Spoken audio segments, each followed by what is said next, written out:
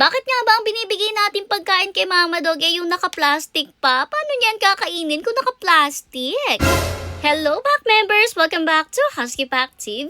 For today's video, naisipan ko nga nabigyan muna ng pansin etong ganap kay Mama Dog kasi naisama ko lang or naisingit ko lang isang video niya sa isa sa mga vlogs natin at na marami sa inyo ang na-curious kung ano yung ginawa ni Mama Dog nung time na yun. Nakita nyo kasi is meron tayo binigay na pagkain kay Mama Dog pero yung pagkain na yun ay naka-plastic at nakita nyo nga na kinuha siya ni Mama Dog na naka-plastic. Tapos tuluyan na siyang inilayo ni Mama Dog. So syempre curious kayo kung ano yung ginawa na yun, bakit pinaplastic pa natin at hindi pinakain na lang sa kanya tuluyan at saan niya dinadala yung naka-plastic na yan. Actually, nangyayari na to for almost a month na ang ginagawa nga ni Mother. Papakainin niya muna si Mama Dog tuwing pumupunta siya dito. Gaya lang ng ginagawa niya sa ibang mga doggies na nagpupunta dito everyday, umaga man o hapon, talagang present ang mga doggies na yan para makikain dito sa atin. Ilang tumpok ng pagkain yung ilalagay niya dyan sa labas tapos kakain si Mama Dog. Pero after nun, bibigyan naman siya ni Mother na naka-plastic na pagkain at dadalhin na niya yan papalayo. Ito nga yung isa pang kuha, bali halos everyday kasi talaga yung nagyayari, umaga at hapon, talagang present siya dito para manghingi ng pagkain. Buti na nga lang na-gets rin ni Mother nung time na to na kailangan niya talagang bigyan ng ganito si Mama Dog. Bali dito nga kita nyo, dog food yung inilagay niya sa plastic, itinali niya ng mahigpit at siguro naiisipan nyo, paano yan bubuksan ng